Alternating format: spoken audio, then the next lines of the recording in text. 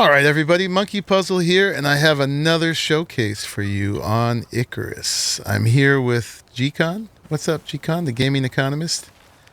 Hey guys, how's it going?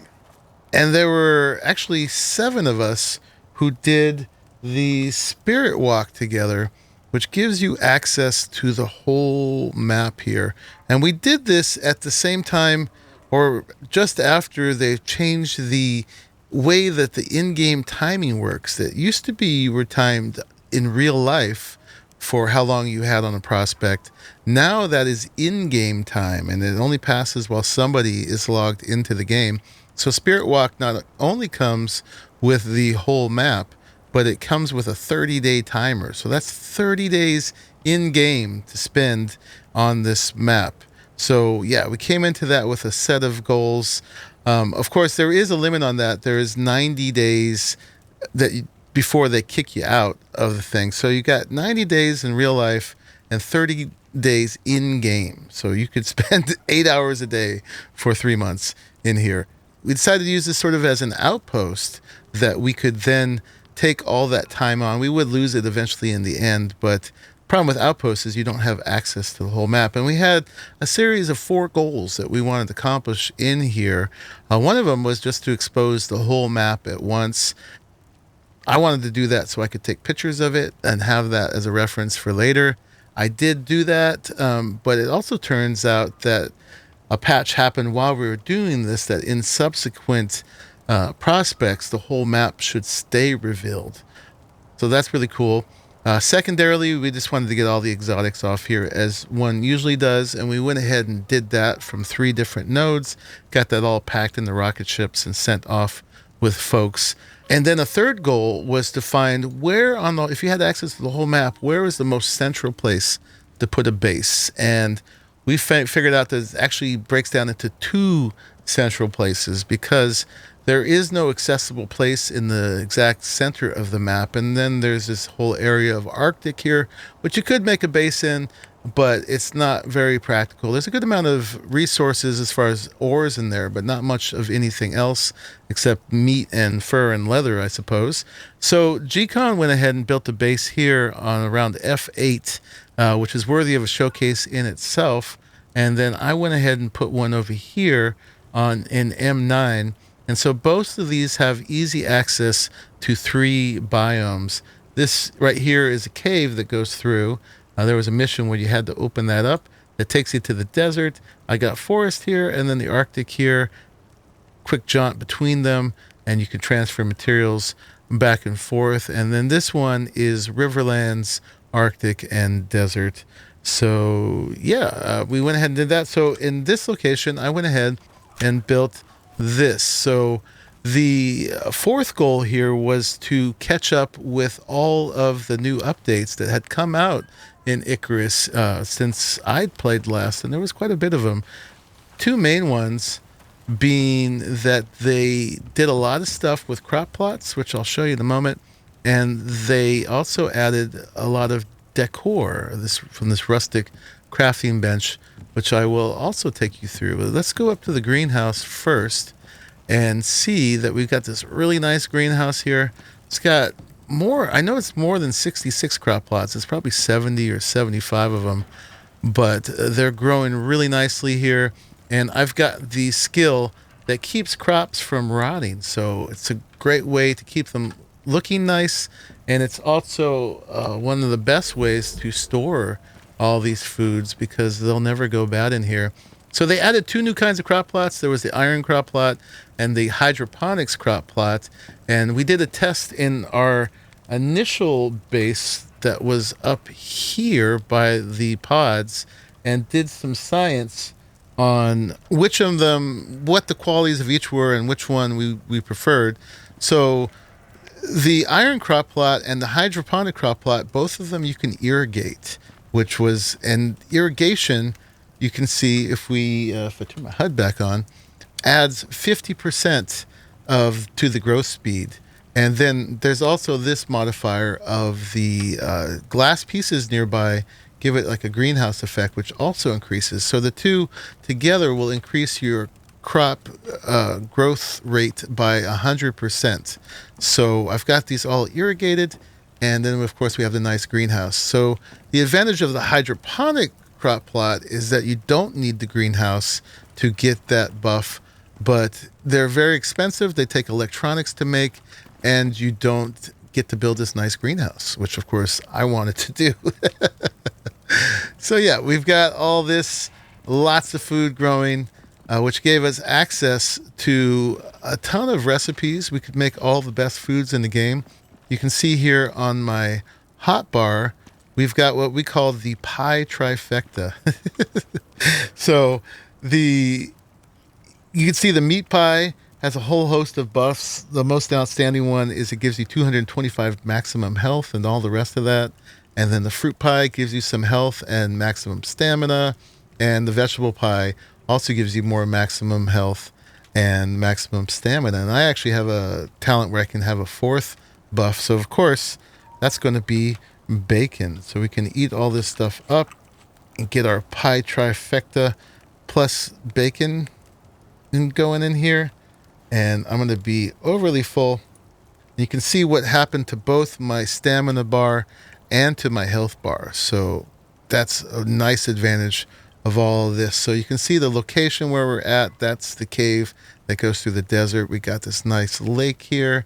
We've lost a lot of our trees to storms and stuff. We actually tried to save some, but that's how it goes in Icarus. And then up here we've got a portable beacon so that on the map we can always see where the base is. It's underneath our player icons, but you get the point.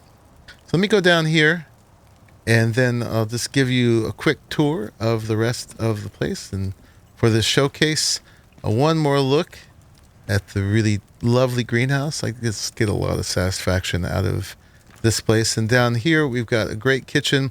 We've got water also pumping to a lot of our appliances. You can see this kitchen bench shows that it's receiving water. And if I put my canteen in here, it will fill. So we actually have indoor plumbing now, which is fantastic, and it's parasite-free water.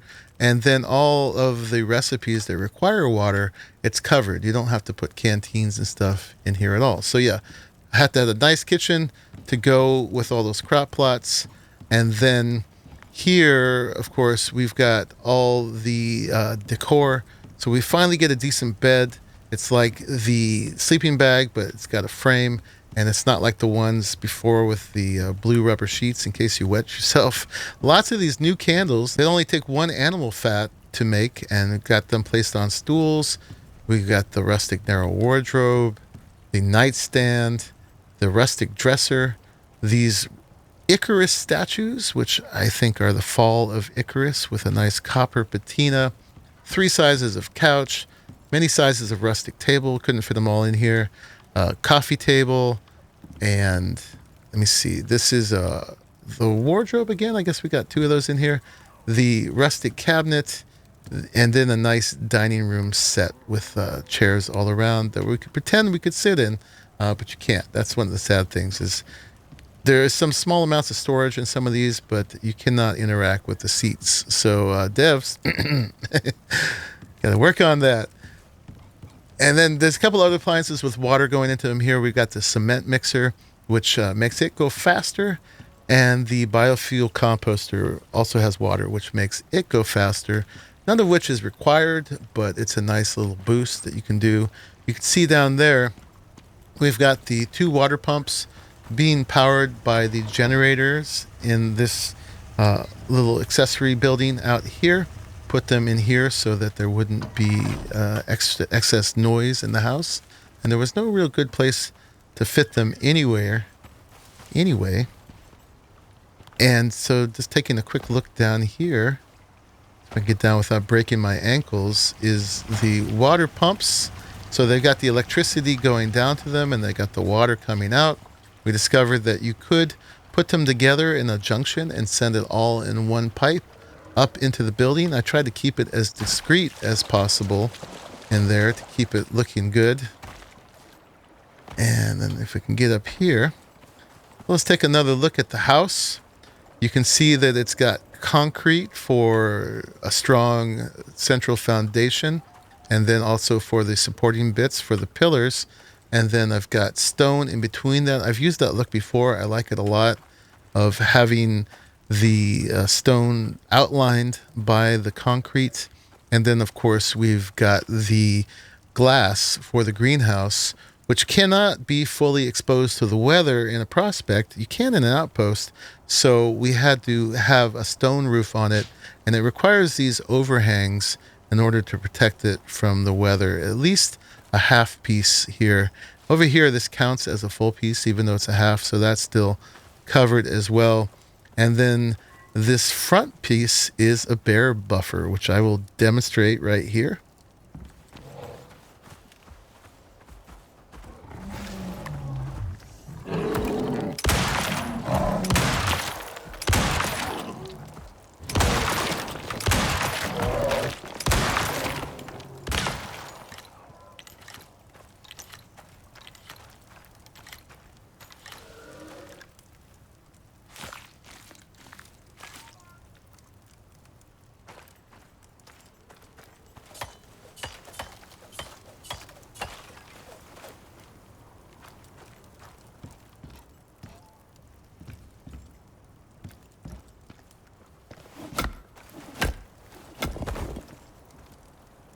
So with all this stuff in here, with all the furniture and the lighting and stuff, my frame rate, which is usually about 90 FPS, has gone down to 30, which is not the end of the world, but I can feel it as we walk around here. So as much as I'd like to add on to this, I don't think we can do more.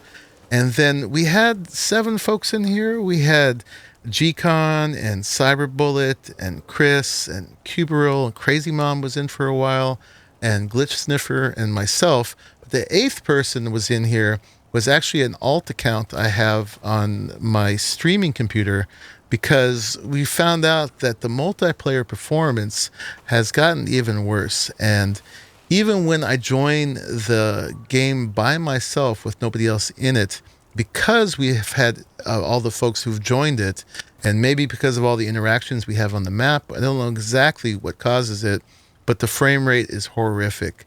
It's for whoever is hosting, and even if you come on by yourself, you're considered to be hosting. The frame rate for me goes down to about 15 FPS, which is just unplayable. So yeah, I had to actually host myself. So we're going to leave the prospect now, even though expected to go longer, because we've just sort of pushed the limits of the function of the map. And so there's some optimizing that definitely needs to be done in the future. If we do this, we're going to have it on an extra computer, or else someone like Gcon, who was standing right there, was doing for me right now. He's taking that hit and getting that 15 FPS so that I could record at something decent. But anyway, I'll show you what it looks like at night.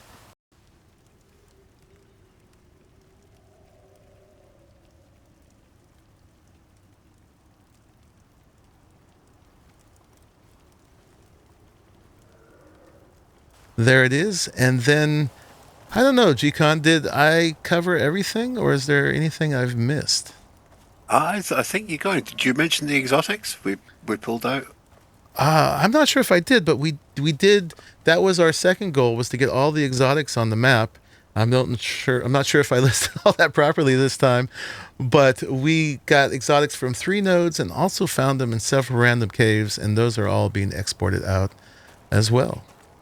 Well, folks, thank you for making it to the end of this showcase. I hope you enjoyed this. Please let me know in the comments what you think about it. If you liked it, let me know. If you didn't like it, let me know.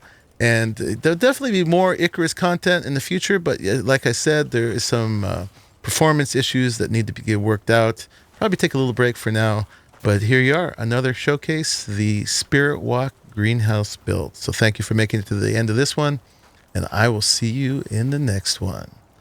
Bye-bye.